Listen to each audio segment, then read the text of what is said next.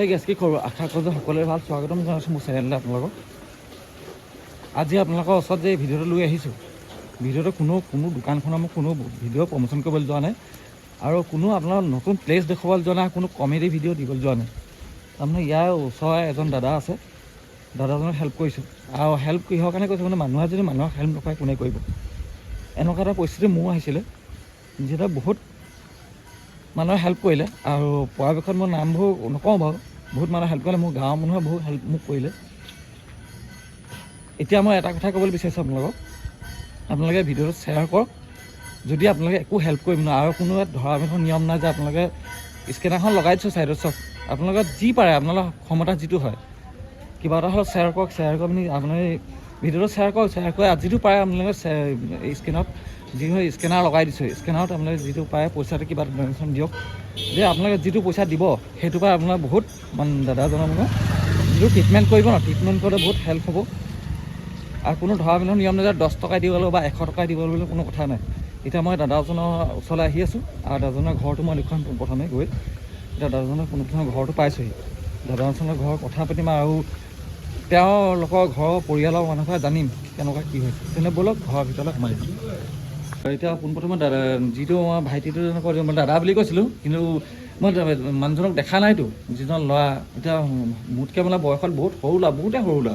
আৰু সেইজনক ল'ৰাক আপুনি বহুত মোৰ মনটো মোৰ নিজৰে বেয়া লাগিছে মানে ক'বলৈ মানে নিজৰ মুখত কথা মানে বাক্যটো ফুটিয়ে নোলায় মানে যিটো কথা ক'ম ভাবিছোঁ। কিন্তু ল'ৰাজনক মই দেখুৱাবলৈ চেষ্টা কৰিছোঁ চাওক। আৰু আপোনালোকে সহায় কৰক যি পাৰে, 10 টকাৰ পাৰে, 20 টকাৰ পাৰে বা 100 টকাৰ পাৰে, যিমান আপোনালোকৰ সমৰ্থ হয় হেল্প কৰক। আৰু স্কেনাৰখন লগাই দিছোঁ। আৰু যদি আপোনালোকে একো দিব নোৱাৰে ভিডিঅ'টো শ্বেয়াৰ কৰক। শ্বেয়াৰ কৰিলে যেন বেলেগেতো হেল্প কৰিব আপোনালোকে যদি নোৱাৰে। তেতিয়া চাওকচোন এইটো দাদাহঁতৰ ঘৰ, যিজন ল'ৰাজন হ'ল এইজন। চাওক ল'ৰাজনৰ পৰিৱেশটো চাওক কেনেকুৱা কৰিছে, মানে নিজেই মানে তেওঁ গম নাপায় মানে কি কৰি আছে। আৰু তেওঁ মানে এনেকুৱা হোৱা কিমান দিন হ'ল? হৈ গ'ল 3 বছৰৰ পৰা এনেকুৱা। 3 বছৰৰ পৰা এনেকুৱাই হৈ আছে তেওঁ। আমাৰ ডক্টৰ দেখুৱাইছিলে নি? ডক্টৰ দেখুৱালোঁ। ওচৰ পাছৰ কিবা সহায় পাইছিলে নাই এতিয়ালৈকে? যিমানবোৰ ডক্টৰ দেখুৱালে ওচৰ পাছৰ সহায় কৰিছিলে নে? নিজৰ পকেটৰ পৰাই গৈছে চব পইচা। আৰু চৰকাৰৰ পৰা কিবা সা সুবিধা পাইছে? চৰকাৰৰ পৰা এবাৰ দিছিলে কিবা এটা দিছিলে। আৰু যেতিয়া ডক্টৰক দেখুৱাইছিলে কি আপোনাৰ ডক্টৰৰ পৰামৰ্শটো কি দিছিলে? সেইটোৱে মানে এনেকৈ হেৰি কৰিব, দৰৱ দি থাকে। হয়।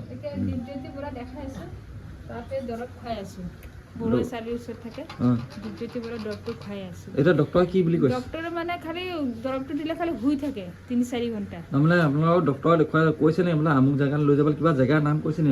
ডক্টৰ মানে NGO মানুহে কৈছে মানে তাক তেজপুৰ লৈ যাব। তেজপুৰ লৈ যাব? মেডিকেল গৈছিলোঁ তো সি ৰাতি মানে বৰুৱা চাইডে পাই যায়, মেডিকেল পাই যায়। তাৰপিছত মেডিকেলত পাই গৈছে, তাৰপিছত পুলিচে কৈছে কি ক'ত ট্ৰিটমেণ্ট কৰিছে। মই কৈছোঁ দীপজ্যোতি বৰা। তাৰপিছত মেডিকেলৰ ডক্টৰে কৈছে, মই কৈছোঁ তেজপুৰ লৈ যাম। ঠিক আছে তেজপুৰ এবাৰ লৈ যাওক, তাৰ ট্ৰিটমেণ্টটো ভাল আছে, তাৰ তেজপুৰত লৈ যাব। ডক্টৰে কিবা পইচা কথাটো কৈছিল নেকি? কিমান মান খৰচ হ'ব মানে দেখুৱালে? এই গাড়ী ভাড়া আৰু তাত চিকিউৰিটি 4,000 টকা পাব লাগিব মানে লাগিব। আপোনাৰ অহাই যোৱা বা ট্ৰিটমেণ্ট 8,000 মান টকা বিচাৰিছে? নাই অকল মানে গাড়ী আহোঁতে যাওঁতে 4,000 টকা আৰু তাত চিকিউৰিটিৰ পইচা 4,000 টকা। 4,000 মানে 8,000 টকা লাগিব। 8,000 টকা লাগিব। বাকীটো পাছৰ কথা। এতিয়া আপোনালোকে ৰাইজৰ পৰা কি বিচাৰে? ৰাইজৰ কিবা এটা সহায় বিচাৰোঁ। মোৰ ল'ৰাৰ কাৰণে আপুনি সাহায্য কৰক, তাকে ল'ৰাটোৰ ট্ৰিটমেণ্টটো ভালকৈ হওক। মই এতিয়া গৰীব ঘৰৰ লোকৰ ঘৰত কাম কৰি ল'ৰাৰ ট্ৰিটমেণ্টটো চলাই আছোঁ। গতিকে আপুনি সাহায্য কৰক, ল'ৰাৰ ট্ৰিটমেণ্টটো ভাল হওক, ল'ৰাটো অলপ ভাল হওক। আৰু আমাৰ মামালৈ কিবা ক'ব বিচাৰে নেকি?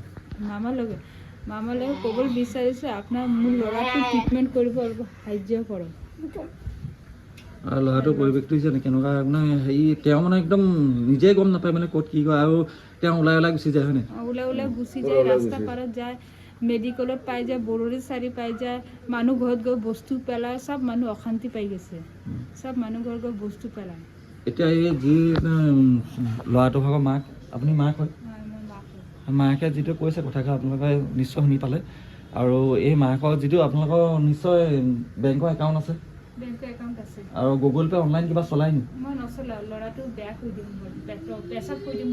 আপোনালোকৰ কোনোবা চিনাকি মানুহ কোনোবা আছে নি যে অনলাইনত যদি পইচা আহে, কোনোবা যদি ৰাইজে পইচা দিম বুলি ভাবে অনলাইনত, যে পইচাটো আপোনালোকৰ হাতত পৰেহি তেনেকুৱা চিনাকি মানুহ বিশ্বাসী মানুহ আছে নেকি আছে তেতিয়া মই আপোনালোকৰ যিটো ভিডিঅ' চাইছে ভিডিঅ'ত চাব ছাইডতে স্কেনাৰখন লাগি আছে স্কেনাৰত আপোনালোকে যিমান পায় 10 টকা পায় 20 টকা পায় 100 টকা পায় কোনো ধৰা বন্ধা নিয়ম নাই যে আপোনালোকে ইমান টকাই দিব লাগিব বুলি যিমান পায় হেল্প কৰক যদি আপোনালোকে একো দিব নোৱাৰে ভিডিঅ'টো শ্বেয়াৰ এটা মাৰি দিয়ক যে এই মাতৃ ল'ৰাটো যিটো আছে ল'ৰাটো যেন সুস্থ হৈ আগৰ ধৰণে ঘূৰি আহে 16 তাৰিখে লৈ যাম তাক তেজপুৰ 16 তাৰিখে লৈ যাম 15 তাৰিখ 15 তাৰিখে তেওঁ মাকে ক'লে নিশ্চয় 15 তাৰিখে মাকে লৈ যাব এই তেজপুৰলৈ তাৰ আগতে যদি আপোনালোকে যিমান পায় তাৰ আগত বুলি নহয় ট্ৰিটমেণ্ট চলি থকা সময়তো যদি তেওঁৰ হাতত যদি হাতত কিবা টকা পইচা পৰেহি আহি যদি আপোনালোকে হেল্প কৰে কথা এটা আছে ৰাইজে যদি নখ জোকাই নৰিবই আপোনালোকে যদি 1 টকাও পায় বা 10 টকাও পায় বা 100 টকা বা 50 টকা যিমান পায়